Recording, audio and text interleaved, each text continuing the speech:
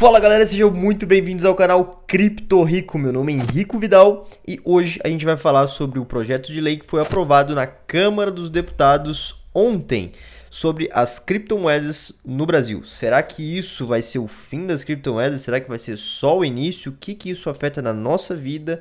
Você vai entender tudo nesse vídeo, então já se inscreve no canal, deixa o like nesse vídeo, compartilha com os amigos e comenta aqui embaixo quais são as posições que vocês têm para que eu possa fazer vídeos sobre essas moedas e vocês entenderem um pouco mais sobre o mercado, beleza? Já vamos direto aqui para o site da Câmara dos Deputados, onde saiu hoje às 09 da noite aqui, né? Tipo, meia-noite e 9, sobre esse marco legal das criptomoedas, né? Aqui, ó. Câmara aprova projeto que prevê regras para negociação de criptomoedas.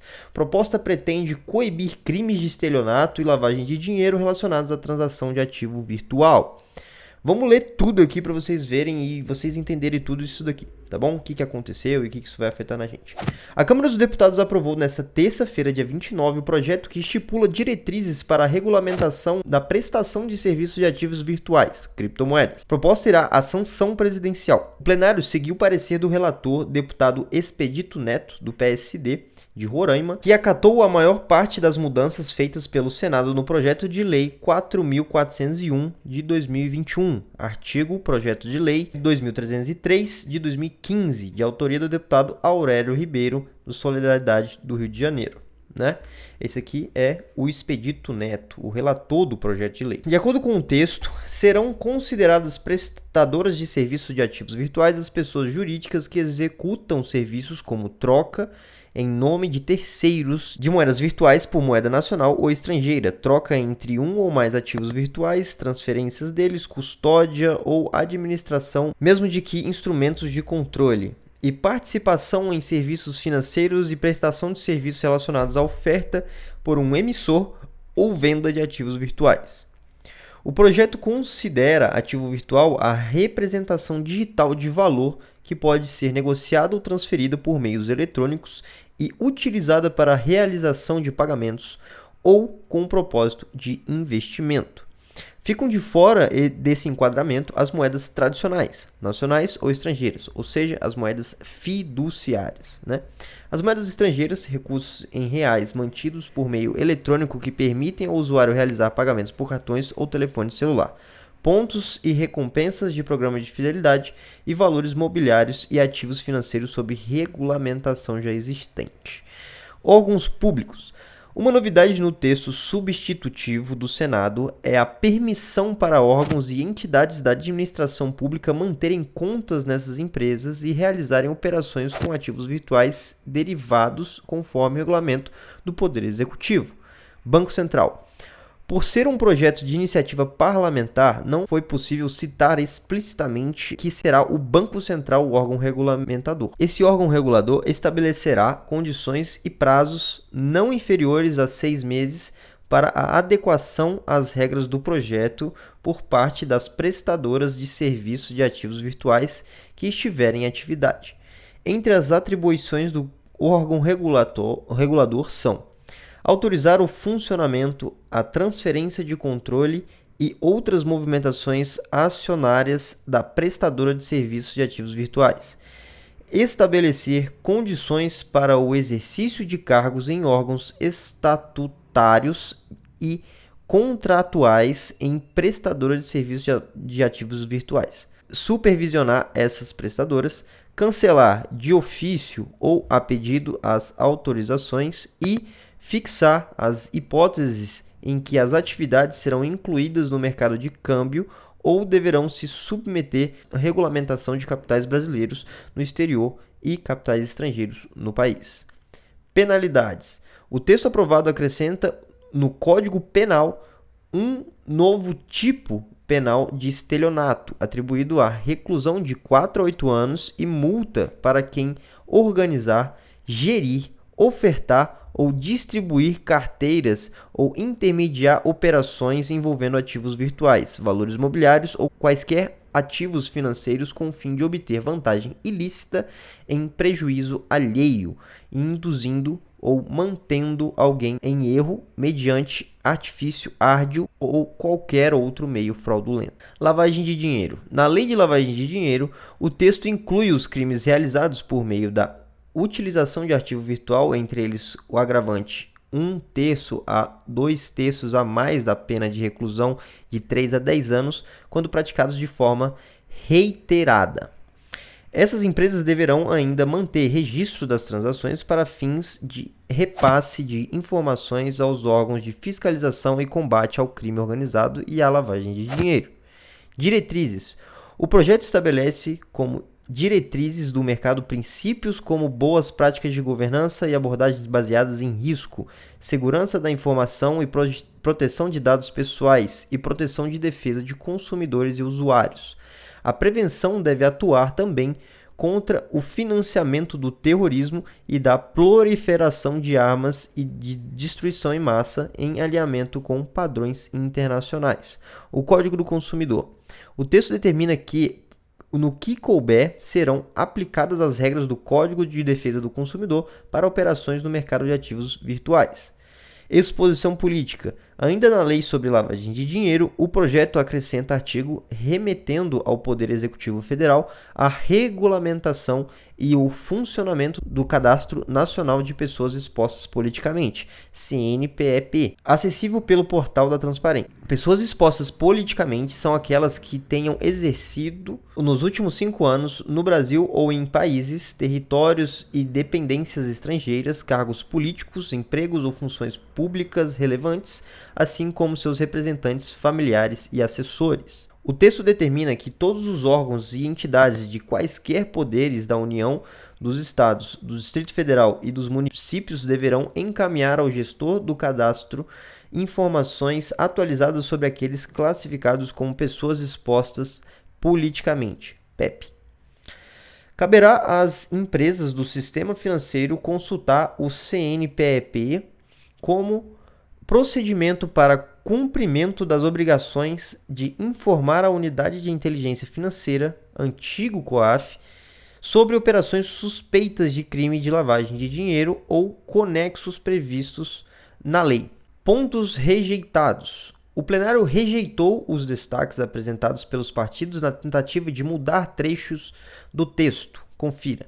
No destaque do Republicanos, pretendia garantir às atuais prestadoras desse serviço em atuação a continuidade de operação até o órgão decidir sobre seu processo de autorização. Em destaque do PSDB, pretendia incluir no texto sugestão dos senadores para que o patrimônio dessas prestadoras de serviços de ativos virtuais fosse separado do patrimônio dos investidores das moedas virtuais. Esse ponto aqui é justamente para combater o que aconteceu, por exemplo, com a FTX, que o dono da FTX, né, o Sam Bankman-Fried, ele pegava dinheiro dos investidores como se fosse dinheiro dele. Então isso aqui era justamente para ajudar nesse ponto. Destaques do PSOL pretendia incluir trechos que previa até dezembro de 2029 alíquota zero de tributos federais, PIS, COFINS, IPI e imposto de importação na compra de equipamentos e softwares para mineração de moedas virtuais. Então é o seguinte, o que muda para nós investidores? Basicamente nada, tá bom? Isso daqui é muito importante que tenha acontecido, porque na verdade é um ponto a mais para instituições grandes entrarem, sendo que isso não é uma coisa tão boa quanto parece ser, porém tem um lado bom que mais dinheiro pode entrar nesse mercado, né? Porque agora a gente tem umas regulamentações mais bem definidas. Então, assim, todo mercado que não é regulamentado e acaba sendo regulamentado, ele sofre uma atualização, basicamente, onde os investidores tradicionais têm mais confiança para iniciar nesse mundo. E a gente vê, e eu estou falando isso desde 2021, desde 2020, na verdade, que 2022 provavelmente seria o ano das regulamentações. E está acontecendo não só aqui no Brasil, como no mundo inteiro. E isso já era de se esperar. Eu já estava esperando esse ponto acontecer na história das criptomoedas, que os órgãos reguladores do mundo inteiro não iam deixar passar em branco, entendeu? As criptomoedas. Porque, primeiro, eles perdem o poder. Segundo, tem muitos golpes e tem muitas coisas que são ruins para a gente, tá bom? E terceiro, a gente grande quer entrar, então ninguém que é muito grande vai entrar em algo que não seja seguro para eles, entendeu? Até por isso que eu vejo como uma boa coisa esse tipo de regulamentação, pelo menos para corretoras e empresas que fornecem esse tipo de serviço, né, de custódia de ativos ou então própria negociação de ativos de pessoas. Então, assim, isso daqui de certa forma é uma coisa boa pra gente, tá? Porque dá mais clareza e ajuda a gente a não ter casos como o da FTX aqui no Brasil. Então, os ativos, eles estão sendo olhados como uma forma de investimento realmente, não só especulação em um mundo meio obscuro da internet, entendeu? Então, assim, já era de se esperar que isso acontecesse, tá? Então, a forma como foi apresentada, pelo menos aqui nesse artigo, tá? Eu vejo como positiva, tá bom? Eu vejo como positiva. Porém, vocês sabem que isso daqui é só o início, né? Então, assim, muita gente estava falando assim, mas aí agora vai abrir margem para taxação, para imposto. Galera, isso já acontece, tá bom? Se você não declara suas criptos, você está fora da lei. Infelizmente, é desse jeito que funciona o governo. O governo ele não quer que você seja livre para você fazer qualquer coisa e ele acha que tem o direito de fazer você pagar pelas contas dele. E isso, na verdade, para ele é crime, né? Se você não fizer isso. Então, assim, é como se a gente fosse realmente escravos, que a gente tem que pagar o nosso dízimozinho ali, porque senão a gente vai preso, né? Então, assim, nem a nossa liberdade é verdadeiramente liberdade, né? Porque se você não pagar o governo para você existir, você simplesmente é um criminoso para eles, né? Infelizmente é assim que funcionam as coisas.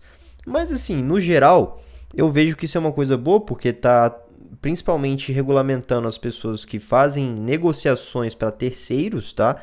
Então assim, você precisa ter agora uma licença para que você atue nesse tipo de negociação, entendeu? Tipo, por exemplo, você vai abrir um fundo de investimento de criptoativos. Então você precisa ter um CNPJ no Brasil, você precisa fazer uma série de coisas agora para que você consiga ser esse tipo de pessoa.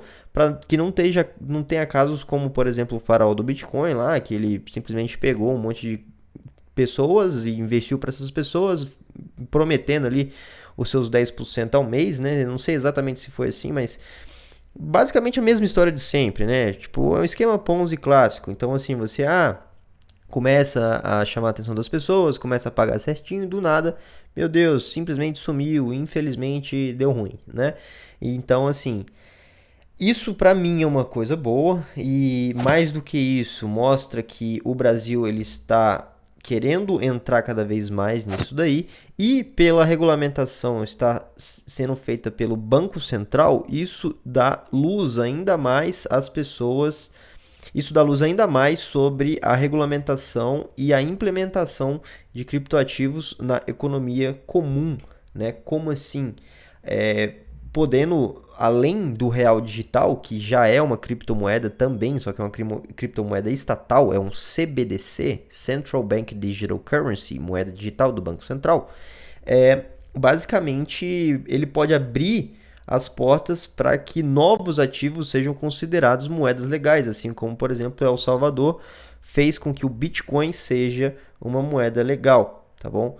Então, assim, a gente vê essa transição para um sistema novo, um sistema financeiro digital, tá? Isso era, na minha opinião, inevitável, porque a gente está no século 21, em pleno 2022, indo para 2023, e a gente ainda tem o sistema financeiro da década de 70.